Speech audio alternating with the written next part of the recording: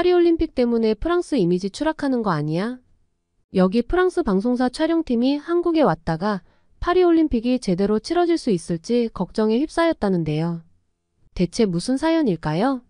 영상 시작 전 구독과 좋아요 감사합니다. 안녕하세요. 저는 프랑스 지역 방송사에서 촬영팀 직원으로 근무하고 있는 노엘리라고 합니다. 저는 스포츠 쪽을 주로 다루고 있는데요. 다 아시는 사실이겠지만 파리에선 지금 올림픽 준비가 한창이랍니다. 2024년 파리올림픽은 1924년 파리에서 올림픽이 개최된 이후 100년 만에 개최되는 것이라 프랑스 사람들이 특히나 올해 파리올림픽에 더 큰 의미를 두고 있습니다. 파리올림픽 조직위원회는 사상 최초로 야외 개막식을 준비하는 등 막바지 단장에 열을 올리고 있어요. 이번 파리올림픽이 완전히 개방된 대회라는 슬로건을 내걸고 있어서 안전에도 철저한 대비를 하고 있어요. 게다가 저희 방송사 스포츠국에서도 파리올림픽 중계부터 대규모 올림픽 특집 방송 기획이 한창이에요. 그러다 보니 스포츠국의 직원들은 특집 프로그램 하나씩에는 다들 투입되어 방송 기획에 참여하고 있어요. 영상 기획에 대한 회의가 밤낮으로 이어지고 있습니다. 물론 저도 마찬가지예요. 올림픽 관련 프로그램을 준비하면서 드는 생각이 과연 파리올림픽이 성공적으로 개최되어 세계로부터 좋은 평가를 받을 수 있을까? 라는 거예요. 사실 걱정되는 부분이 정말 많습니다. 역대 최고의 올림픽이라고 평가받는 한국의 평창올림픽과 앞으로 개최될 파리올림픽을 자꾸 비교해보게 돼요. 파리는 올림픽을 개최하기엔 정말 부족한 부분이 많아 보이거든요. 느려 터진 와이파이 속도, 길거리의 악취, 빈대의 낡은 화장실, 소매치기 등 파리에서 개선할 것이 정말 한두 가지가 아니거든요. 혹시 파리 지하철에서 유료 화장실 이용해 보신 적 있으신가요? 아마 아무도 없으실 거예요. 여행 책자에서도 웬만하면 가지 말라고까지 되어 있더라고요. 이유는 정말 더럽거든요. 돈을 받는 게 어이가 없을 정도예요. 파리 지하철 역산의 유료 화장실은 정말 배가 아파 하느님과 하이파이브 할 정도의 고통이 아니라면 절대 이용하고 싶지 않아요. 배가 아파서 뛰어들어갔다가도 배가 아픈 게 사라질 정도로 지독한 냄새와 청소도 제대로 되지 않은 더러운 상태는 정말 최악이에요. 게다가 프랑스를 와보신 분들은 아실 텐데요. 프랑스는 향수, 빵, 와인, 치즈 말고도 유명한 것이 있습니다. 바로 찌린내와 개똥이에요. 길거리에서 노상방뇨하는 사람들이 많고 개똥도 잘 안 치우기 때문인데요. 노상방뇨를 막아보겠다고 공공소변기도 설치를 했었는데 별 효과는 없었어요. 어찌나 찌린내가 심한지 현지인들도 코를 막고 다닐 정도의 냄새예요. 파리에 여행을 왔던 분들이 제일 먼저 충격을 받는 부분 중 하나이기도 하죠. 특히 더운 여름에는 사람들의 향수 냄새와 찌린내가 뒤섞여 나는 역겨운 냄새에 머리가 띵할 정도예요. 그리고 개똥을 잘 안 치워서 길거리에 개똥이 뒹굴고 있어요. 파리올림픽이 여름에 열리는데 관광객들은 길거리 찌린내와 개똥에 엄청난 충격을 받겠죠. 사실 별 생각이 없었는데 한국과 비교를 하니 파리의 모든 것이 하나하나 다시 보이더군요. 한국처럼 파리를 전부 바꿔버리지 않는 이상 아무래도 이런 청결한 도시는 될 수 없겠죠.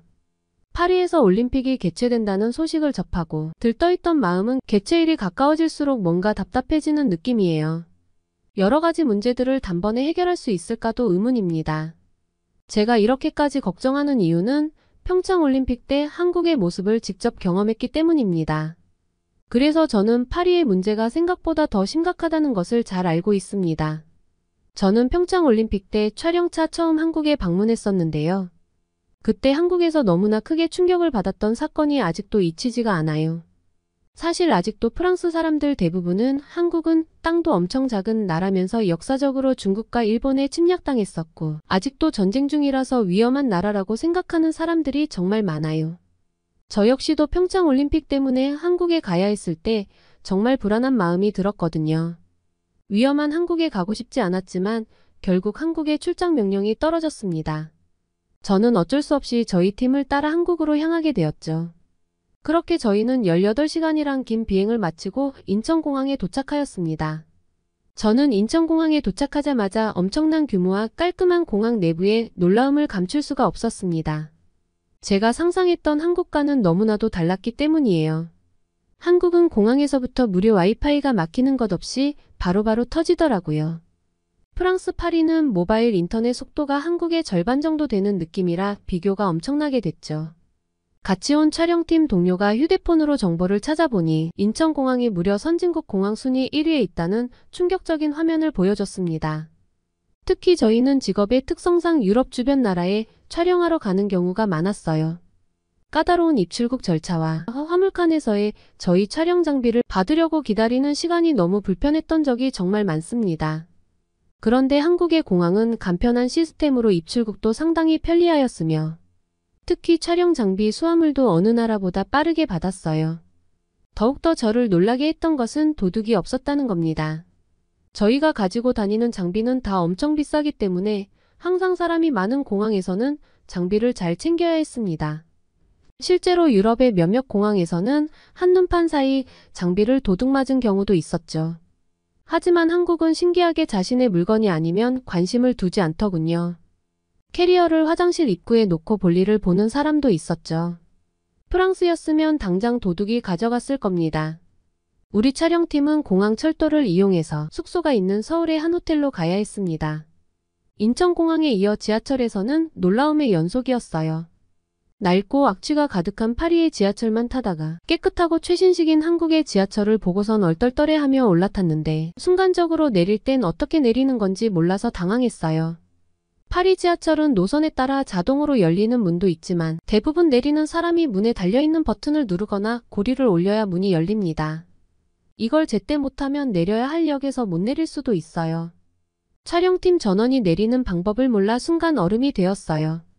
당황해서 허둥지둥하다가 자동으로 열리는 지하철 문을 보고 입을 떡 벌린 저희들을 한국 사람들이 의아하게 보는데 어찌나 부끄럽던지요.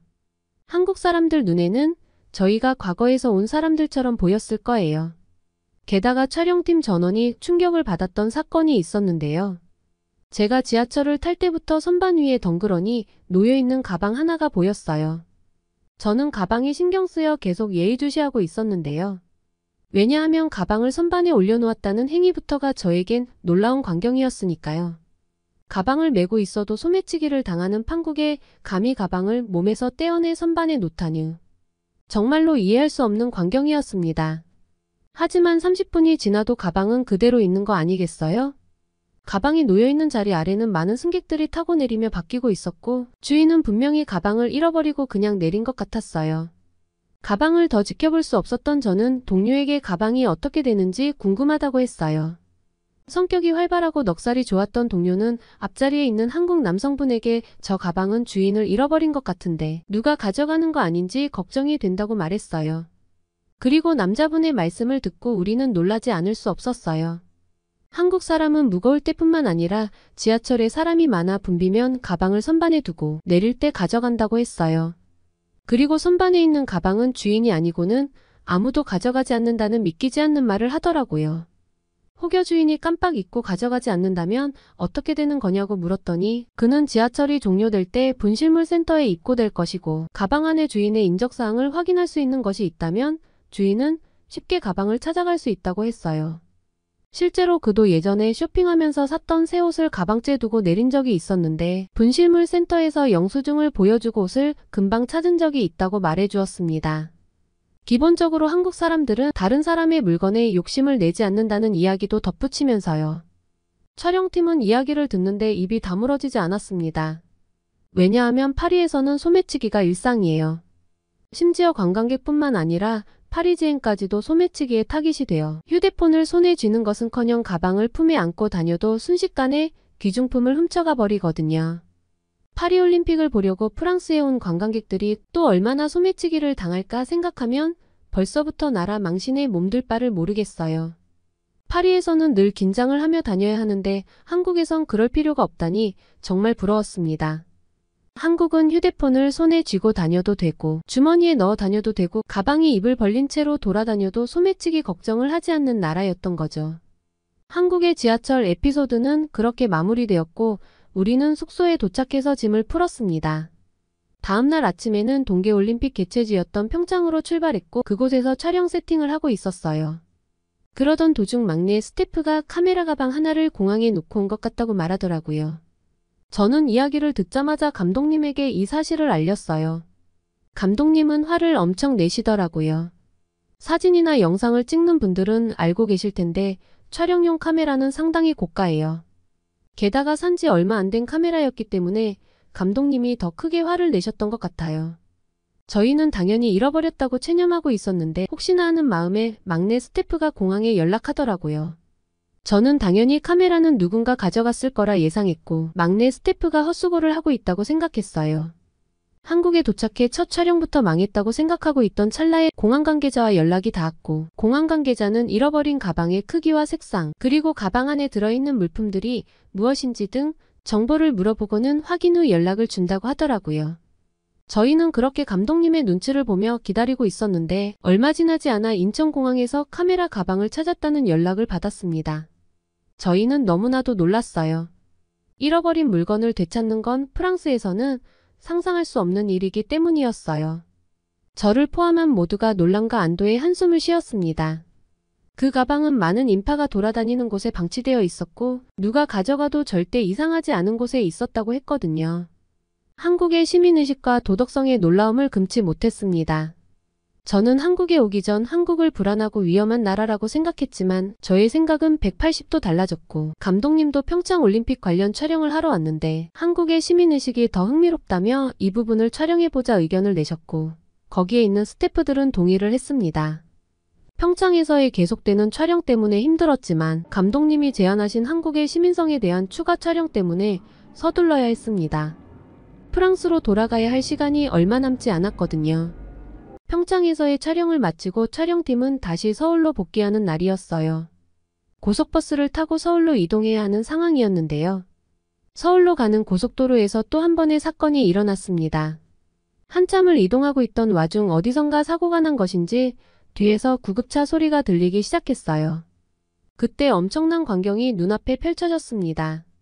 4차선 도로에 빼곡히 있던 차들이 갑자기 양옆으로 붙기 시작하는 모습을 보여주더니 구급차가 지나갈 수 있는 자리를 확보해주는 광경을 보게 되었어요. 그 많은 차들이 한순간에 약속이라도 한 것처럼 일사불란하게 움직였고 좁은 도로를 구급차가 빠르게 지나가는 모습을 보며 감탄하지 않을 수 없었습니다. 그야말로 한국인들의 시민의식의 정점을 본 것 같았습니다. 정말 대단하다고 느껴졌죠. 그리고 과연 프랑스에서도 같은 상황이 벌어지면 한국처럼 할 수 있을까? 라는 생각을 해보았어요. 저는 프랑스 사람들 역시 한국인처럼 할 것이라고 자신있게 말할 수는 없을 것 같습니다. 대부분의 사람들이 한국인처럼 행동할 수 있다고 해도 몇몇은 이기주의 성향을 보일 테니까요. 그 광경을 본 저는 번뜩이는 생각이 들어서 감독님께 이런 장면을 촬영하자고 말씀드리려고 감독님을 봤는데 감독님은 역시 베테랑이셨습니다. 그 모습을 이미 카메라에 담고 계시더라고요.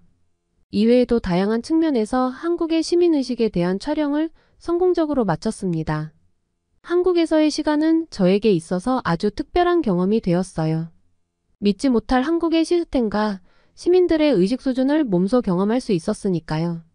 그리고 프랑스에 복귀하여 추가 촬영분인 한국의 시민성에 관한 내용을 담은 영상을 기획하였습니다. 그 방송분은 저희 방송국 역대 시청률로 기록될 정도로 인기가 많았습니다. 제가 어느덧 한국에 다녀온 지 6년이 지났네요.